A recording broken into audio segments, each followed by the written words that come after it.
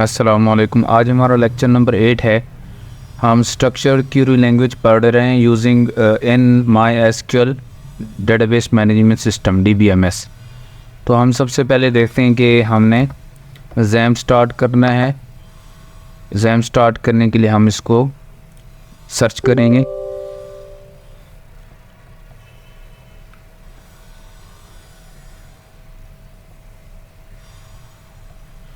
इसका आपने अपाची को स्टार्ट कर देना है और माई एसक्यूएल को स्टार्ट कर देना है। उसके बाद आप PHP माई एडमिन पे जाएंगे। माई एसक्यूएल का जो ग्राफिकल यूज़र इंटरफेस है वहाँ जाएंगे और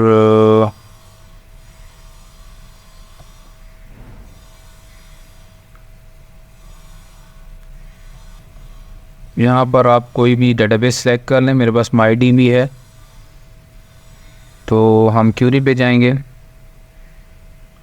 यहाँ हम पहली क्यूरी पेस्ट करते हैं। यहाँ हम कहते हैं कि हमें सेलेक्ट कीवर्ड है और सेलेक्ट कीवर्ड है column number 1 comma column number 2। जितने भी कॉलम आपने सेलेक्ट करने हैं टेबल में वो लिखें कॉमा सेपरेटेड फ्रॉम कीवर्ड है और ये टेबल का नाम है। हम इसको क्यूरी को चलाएंगे तो इस टेबल के अंदर जितना भी डाटा पड़ा है उसके 2 कॉलम शो हो जाएंगे, कस्टमर नेम और सिटी। ये देखें कस्टमर नेम और सिटी शो हो गए। अगर आपने सारे कॉलम शो कराने हैं तो आप एडिट इनलाइन करें और यहाँ कॉलम सारे लिख दें कॉमा सेपरेट। अगर सारे कॉलम नहीं लिखने तो स्टैटिक लिख दें। स्टैटिक का मतलब है select all column from customer. Select का मतलब है स्टैटिक का मतलब है select all column from table name. तो यहाँ से वो क्या करेगा, सारे कॉलम जिसमें कस्टमर आईडी है, नेम है और जितने भी कॉलम है वो सारे के सारे क्या हो जाएंगे, शो हो जाएंगे। तो नेक्स्ट हमारी क्यूरी है, अगर आप यूनिक रिकॉर्ड देखना चाहते हैं select distinct country from customer. हमें डिस्टिंक्ट रिकॉर्ड चाहिए, यूनिक रिकॉर्ड जो है वो चाहिए। हम इसको पेस्ट करेंगे सिलेक्ट डिस्टिंक्ट कंट्री फ्रॉम। तो हमें इन तमाम रिकॉर्ड में चाहिए देखना है कि किस किस कंट्री के लोग हैं इसमें, डाटा कस्टमर किस किस कंट्री का है। तो पाकिस्तान अगर 2 बार आया तो 1 बार आएगा, मलेशिया 2 बार आया तो 1 बार आएगा, टर्की 10 बार है तो 1 बार आएगा। तो सिलेक्ट डिस्टिंक्ट किस फील्ड पे लगाना है, कंट्री वाले फील्ड पे, कंट्री वाले कॉलम पे फ्रॉम कस्टमर। तो इसने क्या किया, डिस्टिंक्ट कंट्री हमें शो करा दी। हालांकि इसमें कंट्री हमारे एक ही कंट्री के ज़्यादा रिकॉर्ड हैं, लेकिन हमने डिस्टिंक्ट मांगा है तो उसने सिर्फ वो वाले दिखाए हैं जो यूनिक हैं। जैसे यहाँ देखें पाकिस्तान के 2 रिकॉर्ड हैं तो पाकिस्तान 1 बार उसने शो कराया। ये नेक्स्ट हमारी कमांड है काउंट डिस्टिंक्ट। अगर आप काउंट करना चाहते हैं कि हर कंट्री के कितने कितने कस्टमर हैं, काउंट करना है, तो उसके लिए आप क्या करेंगे, सबसे पहले डिस्टिंक्ट कंट्री देखेंगे, उस पे काउंट लगाएंगे तो ये आपको बता देगा कंट्री वाइज काउंट। तो यहाँ देखें उसने क्या बताया कि जो टोटल डिफरेंट कंट्रीज़ हैं वो 5 हैं।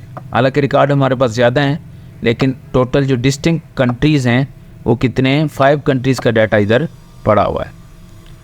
ठीक है जी। नेक्स्ट हमारे पास है कि अगर आपने फ़िल्टर करना है, फ़िल्टर मीन आपने चेक लगाना है कि कौन से चाहिए और कौन से नहीं चाहिए, तो उसके लिए आप वेयर लगाते हैं। आपने कहा कि select static from select all column from customer where country name is equal to country is equal to France. अब सिर्फ फ्रांस का रिकॉर्ड आएगा,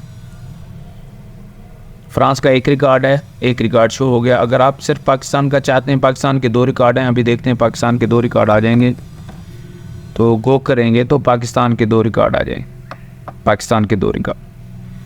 ठीक है जी। नेक्स्ट अगर आप ये चाहते हैं किसी न्यूमेरिक वैल्यू पे चेक लगाना चाहते हैं, आप कहते हैं वो कस्टमर चाहिए जिनका कस्टमर आईडी 4 हो, 4 से बड़ा हो, ग्रेटर देन 4। जैसे हम कहते हैं रोल नंबर 10 से रोल नंबर 50 तक।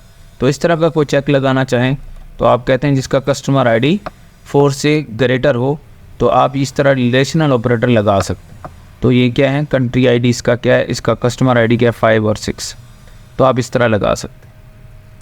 नेक्स्ट है हमारी order by class. Order by class किस लिए यूज़ करते हैं हम, डाटा को सॉर्ट करने के लिए, जी अगर डाटे को तरतीब देनी हो तो उसके लिए हम ऑर्डर बाय क्लास लगाते हैं। ये कीवर्ड है। आपने कहा select static from customer, customer से सारे कॉलम सेलेक्ट करो और ऑर्डर बाय कस्टमर नेम, तो वो क्या करो, उनको ABC के लिहाज से पहले A वाले कस्टमर आए, फिर B वाले कस्टमर आए, फिर C वाले कस्टमर आए। तो ये इस तरह क्या करेगा, वो हमें रिकॉर्ड तो दिखाएगा लेकिन ऑर्डर में दिखाएगा। देखें पहले A वाले आबिद आया, फिर अली आया, फिर काशिफ आया, फिर नदीम आया, फिर नईम आया, फिर नासिर आया, फिर जैद। तो इसने अल्फ़ाबेटिकली सॉर्ट कर दिए। अगर आपको अल्फ़ाबेटिकली डिसेंडिंग ऑर्डर में चाहिए तो यहाँ लिखें DESC। तो अब क्या करेगा, ये Z वाले पहले दिखाएगा, फिर Y वाले, फिर इस तरह रिवर्स ऑर्डर में डिसेंडिंग ऑर्डर में शो करेगा। तो आप देखें जाहिद पहले आएगा, जाहिद आया, फिर नासिर आया, फिर नईम आया, A वाले एंड पे आएंगे। तो ये डिसेंडिंग ऑर्डर है। तो नेक्स्ट है, अगर आप ये चाहते हैं कि सॉर्ट करें लेकिन दो कॉलम की बेस पे, तो यहाँ सॉर्टिंग 2 कॉलम की बेस पे, इसका क्या मतलब है कि वो सॉर्ट करे पहले कंट्री वाइज। अगर कंट्री 2 का सेम है, जैसे कंट्री पाकिस्तान है, तो पाकिस्तान अगर सेम हो तो फिर कस्टमर नेम पे सॉर्ट करे। तो अब ये क्या करेगा, पहले कंट्री वाइज सॉर्ट करेगा, फिर कस्टमर नेम वाइज। अभी देख लेते हैं हम, उसने सॉर्ट किया पहले A वाले कंट्री, फिर B वाले कंट्री, फिर C वाले कंट्री, फिर D वाले। अब पाकिस्तान आ गया। अब पाकिस्तान 2 हैं, तो अब इन दोनों की सॉर्टिंग कैसे करे, अब इन दोनों में उसने नेम को, क्योंकि यहाँ नेम जो है दोनों N वाले हैं, अगर ये किसी और वाले होते तो उसको सॉर्ट कर देता। सपोज़ मैं इसको हाशिर कर देता हूँ, तो हाशिर जो है यहाँ मॉडिफाई नहीं कर रहा, तो ये क्यूरी क्या करेगी, पहले सॉर्ट करेगी कंट्री वाइज, फिर सॉर्ट करेगी कस्टमर नेम वाइज। ठीक है, तो इसने पहले कंट्री वाइज सॉर्ट किया फिर। और अगर आप एक कॉलम पे असेंडिंग सॉर्टिंग चाहते हैं और एक पे डिसेंडिंग, तो उसमें आप क्या कर सकते हैं, इस तरह कर सकते हैं कि कंट्री तो वो कस्टमर नेम डिसेंडिंग करे और कंट्री क्या करे, असेंडिंग करे। आप इसको चेंज भी कर सकते हैं, वाइस वर्सा इसका भी देख सकते हैं कि कस्टमर नेम असेंडिंग करे और कंट्री डिसेंडिंग करे।